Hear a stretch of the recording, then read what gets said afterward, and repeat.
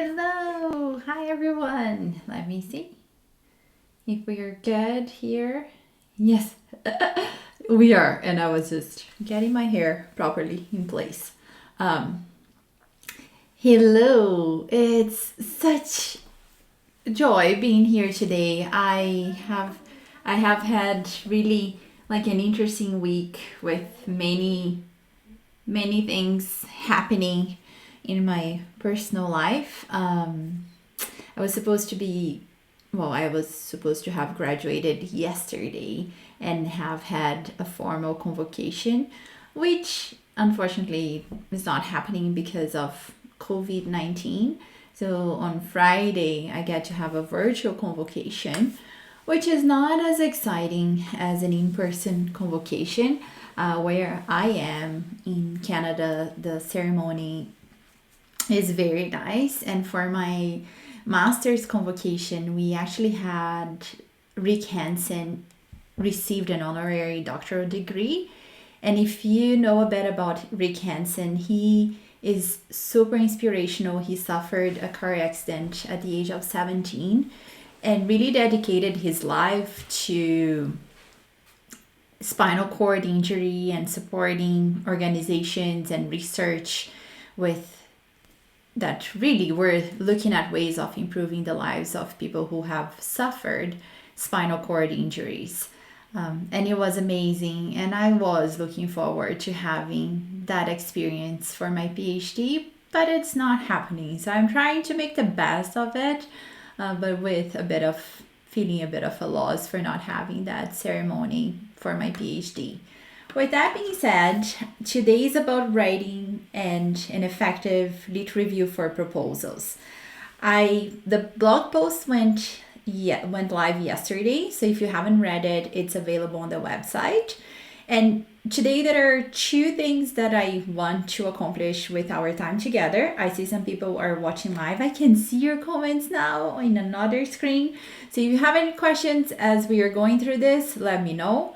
I am going to be talking about some strategies, and I got questions related to how many papers to include and how long it takes to write a lit review for a proposal. And right off the bat, I'll say it varies a lot and it depends on the area. For me, I have come from a health background, and the studies that I have been involved were not completely unfamiliar to me. So, writing an effective proposal really meant going to seminal papers. So, seminal papers are really those papers in your area that might be 40 years old, or they might be even books that are very important and kind of start your lit review. And it has also been a combination of going to the literature and seeing what has been new and published in the recent years. And the number of papers will really depend. If for academics who are used to writing grants, you will know that if you're writing a large grant, you might have a lit review that will have, or a proposal that will have 50 references. But if you're writing as a student a proposal for funding, you might really have a lit review that will include a few seminal papers. When I say a few, I would say like less than a handful, so less than 5 seminal papers, and key ones that will relate to the objectives and how you're getting to that point where you're narrowing down and deciding what your research questions and objectives are. In the blog post, I use an analogy that I borrowed from Dr. Laurie Lingard from the Writer's Craft, and that was the coloring in the map. I had never heard that analogy, but I like it because it really shows that it's a craft and it's not an easy one. I am very open about sharing how I have struggled with writing lit reviews, not only for proposals, but also for papers, because it's hard not to fall into that trap of giving a bunch of facts that are related to your study and that showcase your study without making that pull towards, I want to read more, I'm curious about it. So that's why I liked her analogy of being strategic about the colors you use. So really emphasizing things that are known in the literature as much as the things that are not known, and where your study will come in. And it will sometimes take longer if you're really starting into an area, if you're starting from zero, or if you are in a situation. I have been in this situation before where I was actually trying to write my big proposal. And when I say my big proposal, the most important for me, which was for my Veni back in 2015, when I got that scholarship. I got in 2015, but I wrote the proposal in the summer of 2014. And I did take some time to actually study, go back to the literature, see where I saw my project going, and trying to find that gap, but in a way that was strategic, that was interesting. And I used the framework for my proposal called, some people say Paris, some people say Parish. It's for health systems. It's promoting, oh my gosh, Parish, promoting action and research in health, something like that. I apologize, I forgot. What happened was my proposal was built with that framework. In the end, my study didn't go there for many reasons, but I spent some time actually exploring that framework and how I wanted to construct my proposal using that framework.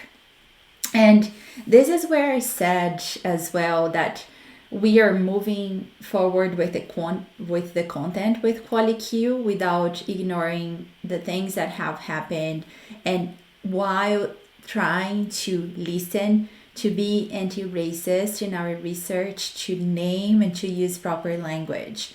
So even though the blog post was written before, unfortunately, I haven't had time to include much more and rewrite them, but I am using this forum and here with you to say, when you're doing your lit review and looking at what the research is that you're going to explore, I think it is a good time. If your research doesn't have that space or is not focused on anything related to race, ethnicity, that is fine. I'm not saying that all research from now on needs to have that. However, I am encouraging you to look at your papers with that critical lens of what is the representation of different races and ethnicities.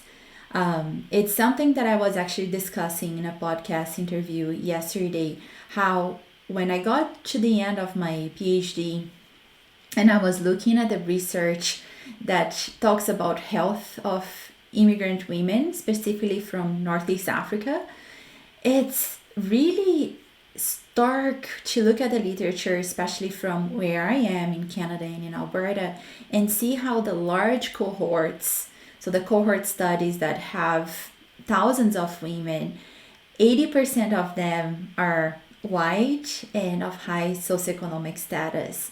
So I think that's something that I want you to really be mindful and to really take a second to see and reflect what are the disparities that you might be seeing and that might be hidden in your literature.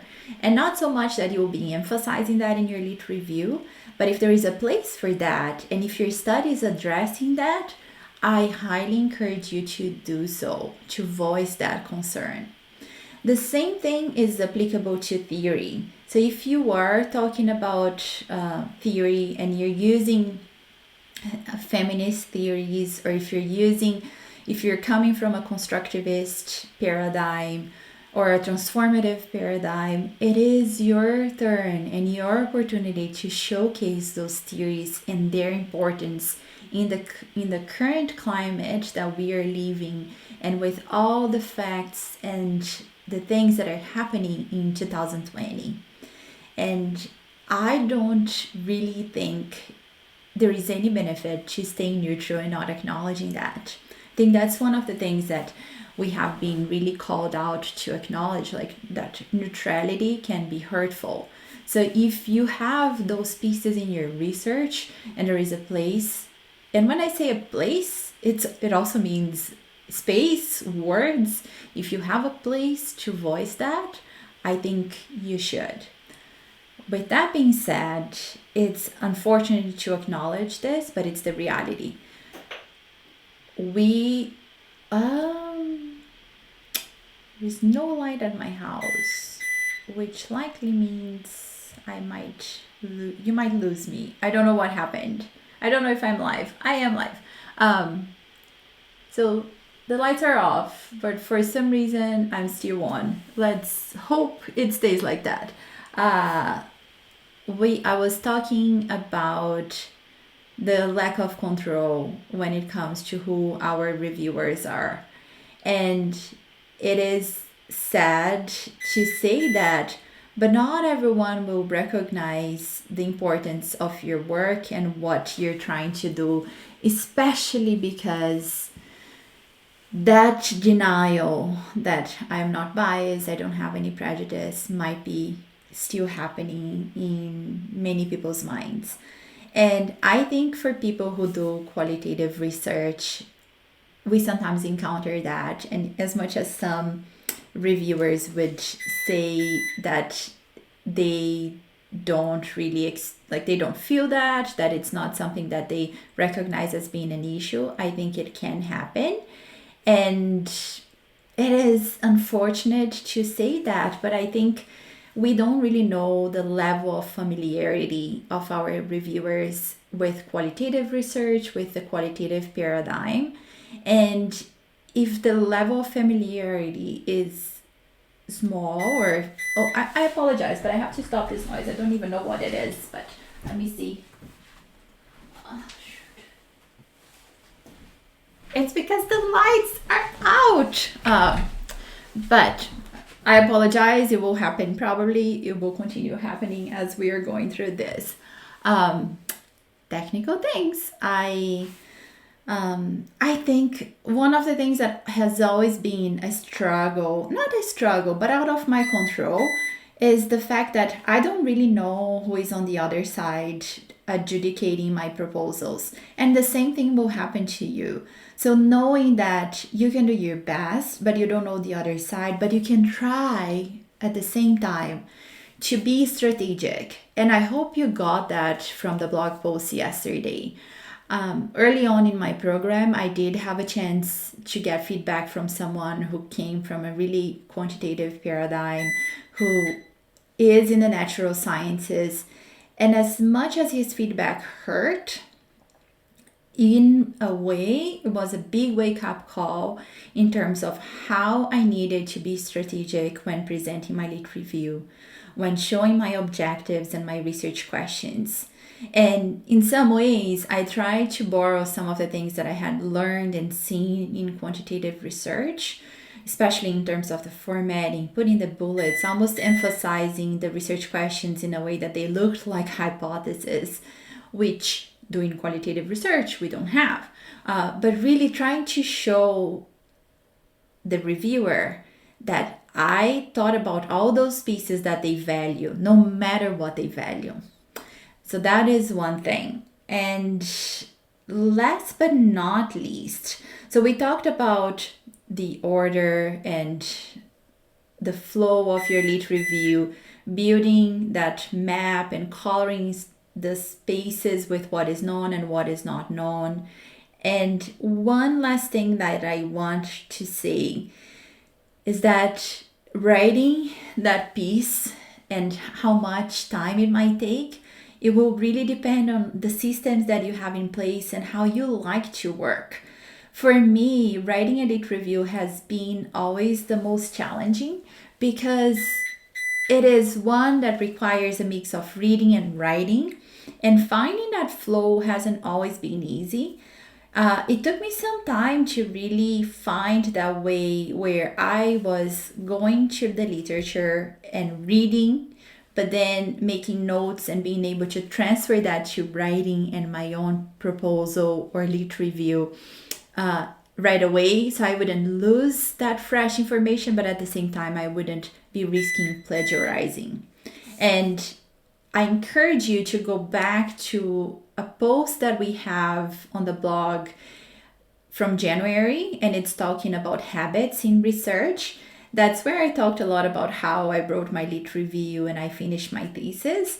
And the strategies that I used there are still the strategies that I am using now. So check that out and see if it helps for you. I will end today. I will say that this noise is distracting me and it's dark. I hope it is okay when you're watching this.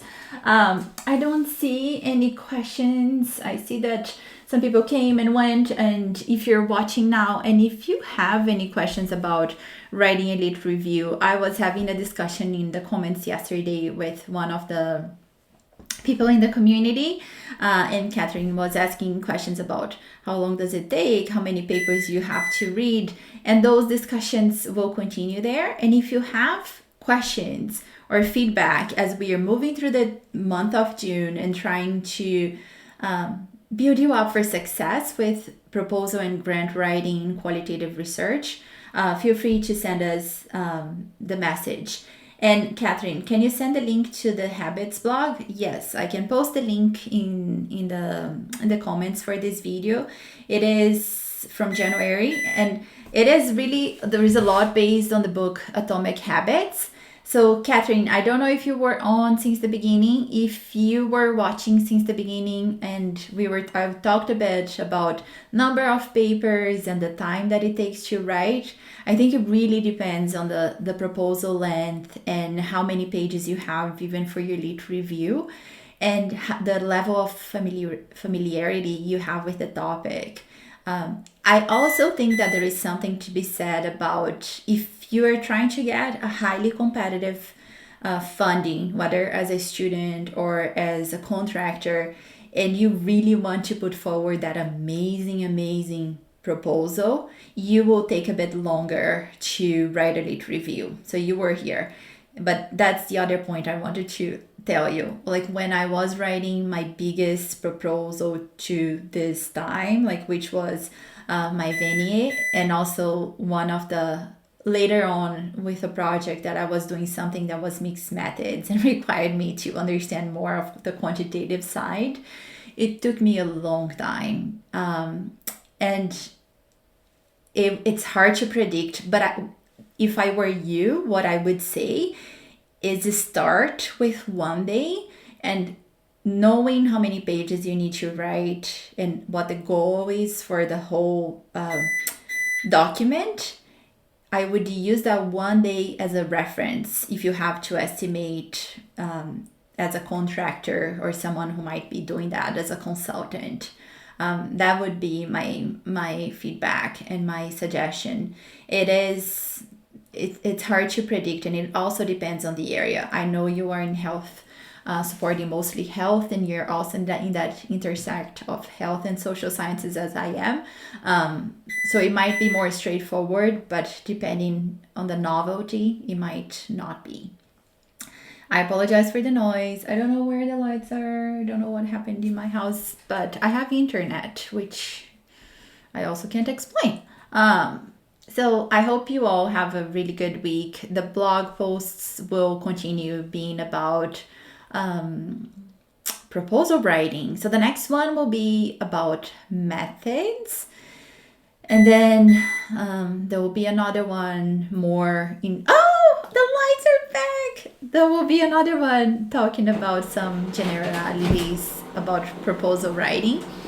And then the last one in the month will be a lot about naming and trying to know from the beginning how you're going to be doing the research, but also acknowledging that things might change as you're doing your research.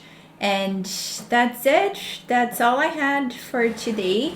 If you have any questions and if you want to post them later, I'll keep following them. And any comments from the community about what is going on, and if you want me to address any of the things that I have been doing or trying to learn and listen more.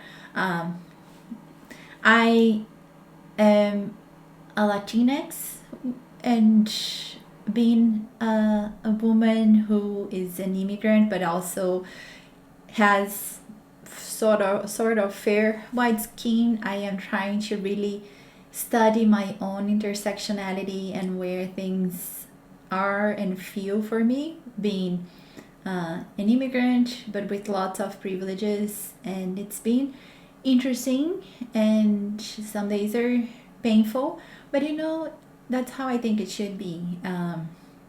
I don't expect this to go away, and I think as a community in qualitative research in general, I think we are all very privileged because we are able and we are encouraged and not afraid of doing reflective work and reflecting and looking within our ideas, paradigms, what we think is and what we are trying to understand is such an important step in moving forward and in investing our resources, our intellectual resources in addressing the problems like the systemic racism and all the inequalities that exist not only with race but ethnicity, socioeconomic status, and all the other social determinants of health as well. That's how I see from